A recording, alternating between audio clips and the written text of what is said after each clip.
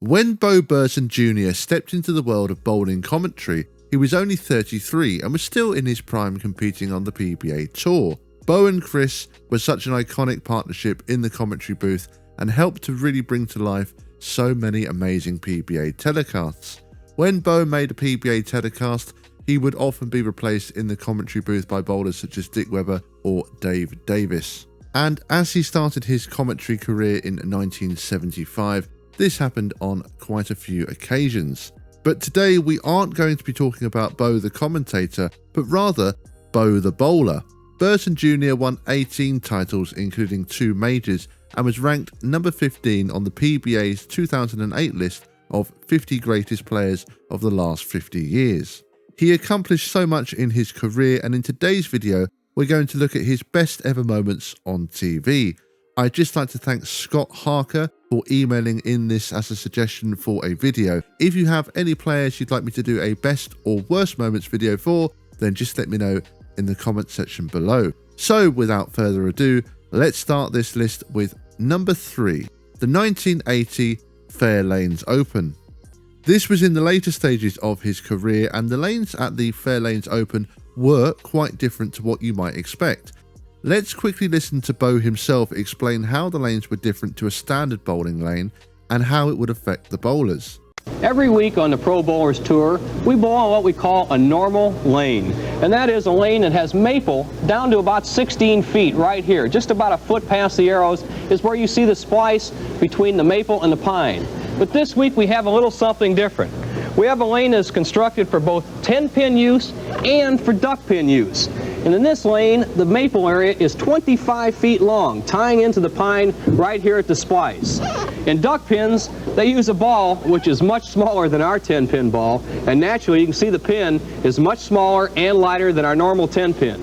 The players in the top 5 today are those players that have adjusted to that additional skid produced by the 25 foot of maple on the front part of the lane. So as Bo explained, bowlers would need to adjust, and he managed to figure the lanes out just fine as he made the telecast as the number 1 seed. He played Matt Serena in the title match, and Serena was up by 13 after 7 frames. His lead would increase after Burton opened in the 8th after leaving a split, the 6-7-10, but Burton did strike in the 9th. Serena was up by 27 as he headed into the 9th frame but left a 10-pin which he missed.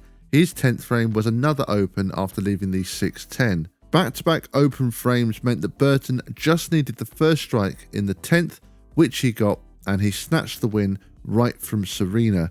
He looked to have this one in the bag and did throw it away, but it was still a great shot from Burton to step up in the 10th and get the strike he needed. Number 2, winning the 1978 US Open. 35 years old, 12 titles, first shot right lane.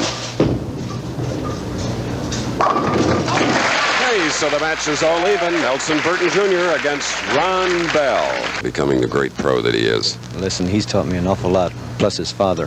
Yes. Who's sliding by?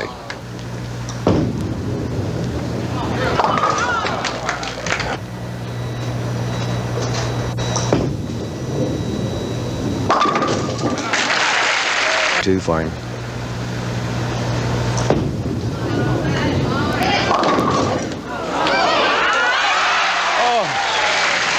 Well, you need a little of that in any sport, whether it's putting, whether it's bowling, anything. Let's Burton leading by 8, shooting in the 10th.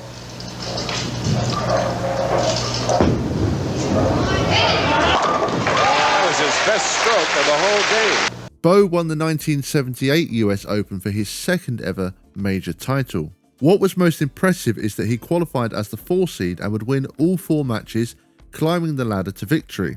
Something that is tough in any telecast, but particularly at the US Open. The first match though seemed to give him quite a bit of trouble, as he just managed to get by league bowler John Bell. But anytime you run the ladder, you know you've put in an excellent performance, but the fact that this was the US Open and that it captured his 2nd major title, I felt it was deserving of the 2 spot on this list. Number 1, breaking the 4-game scoring record. He's been working on it recently here. Just powerful. More power in the ball, Dick. Why? Bo is not. He's loose, relaxed, and ready. Double working, 8th frame. Open with 4, a spare, and a 3-bagger. That started this series. That's for sure.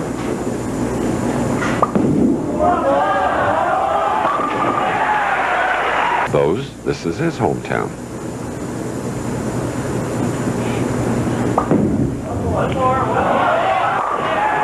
Look at that. This man, if you can concentrate like he can, you'll be tough. Just great pen action. No, you can't. It's not at all. So Bo Burton has bowled a 278. That's right.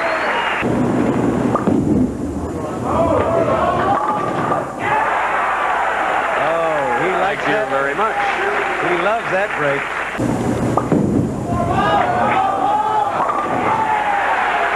300 would take care of that right away. Wouldn't it?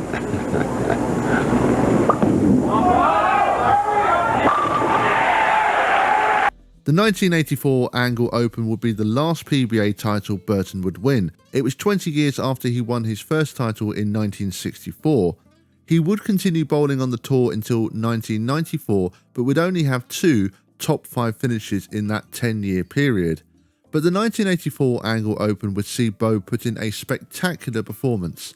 He set the record for the highest televised 4-game total with a score of 1,050 pins. This included games of 278, 279, 257 and 236.